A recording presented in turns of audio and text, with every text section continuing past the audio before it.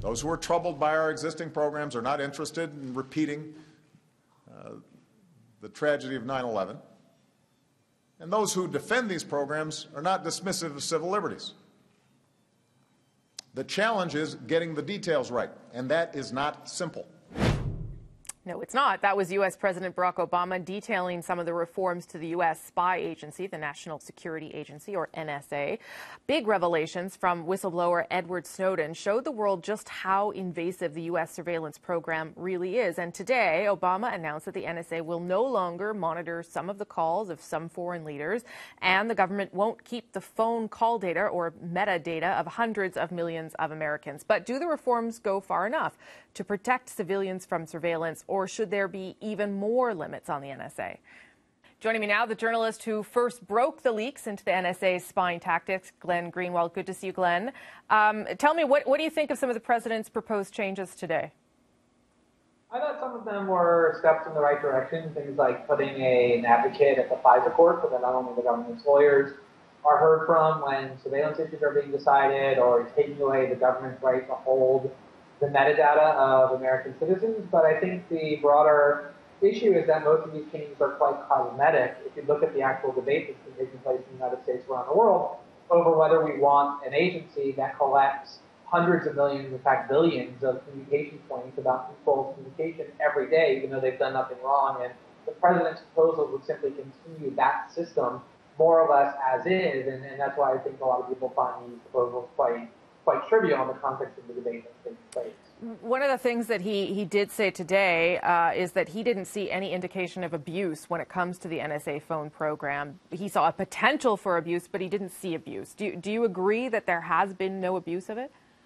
I disagree vehemently. There's been evidence of all kinds of abuse, from stories about people listening into former girlfriends to eavesdropping on soldiers calling their wives from Iraq simply for entertainment value. There are NSA's own documents that show that there has been illegal eavesdropping, although they claim it was not malicious or intentional. I think the real issue here is that as long as there's no real oversight or real investigation to the NSA, the government has already proven that we can't rely on it to come forward with the evidence that we should have. We needed a Mr. Snowden from inside the agency to come forward and tell us what was going on. And the other thing I think is important to note is there's a lot more reporting coming about how the NSA is using these authorities. And so I think until that reporting is over, nobody should reach conclusions about those kinds of funds.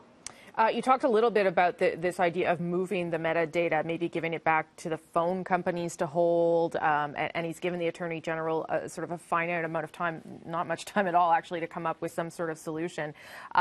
What do you think should happen with the data? Would it make sense for the companies to hold it themselves and then some sort of warrant be needed to go in and get it? What would work, do you think?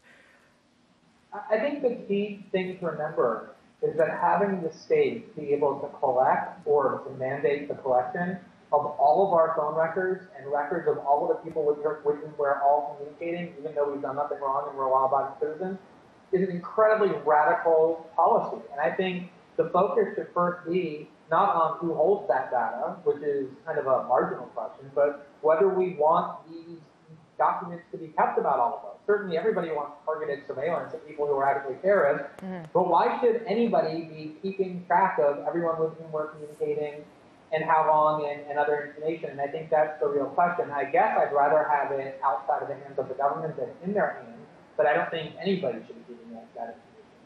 As you know, Canada's spy agency does some metadata collecting as well, although here in Canada they don't seem to be saying anything or appearing to be doing anything about monitoring what the spy agency collects, how much it keeps. Do you think that Canadians need to be worried?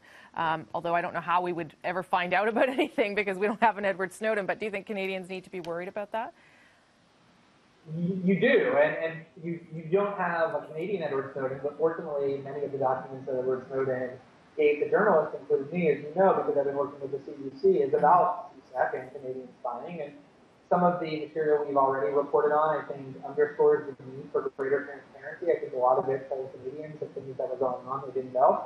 And there are also more stories coming relatively soon in Canada as well. But, I think that what history teaches is that you allow an agency, just human beings in general, given human nature, to spy on other people's conversations. If you let them do it in secret and in mass, there will be serious threats to democracy and privacy. And I think every population that has an agency doing that, including Canada, should be worried about that.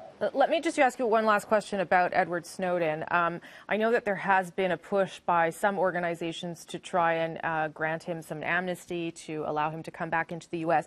Do you think that the changes announced by the president today, the recognition that something was needed to be changed or something wasn't working, works in his favor, that it indicates some sort of openness on the part of the administration to maybe lean in that direction and somehow change their tune about how they consider Mr. Snowden? Well, there's been some remarkable polling data since the New York Times 3 weeks ago editorialized in favor of giving him clemency that shows that Americans overwhelmingly view him as more of a whistleblower than a traitor, something like a 26-point gap. And I think you're absolutely right to suggest that today's speech will only underscore that in the eyes of Americans. After all, we would not be having the debate that we're having, and President Obama would never have introduced those reforms or maybe even known about the need for them if it hadn't been for what Mr. Snowden did. And so I think the more those concerns are validated, the more reform effort there is at the highest levels of the U.S. government, the more Americans will come to appreciate that what he did was actually something that deserves gratitude and celebration and not prosecution and imprisonment. Glenn Greenwald, thanks for your time. I appreciate it. Thanks for having me.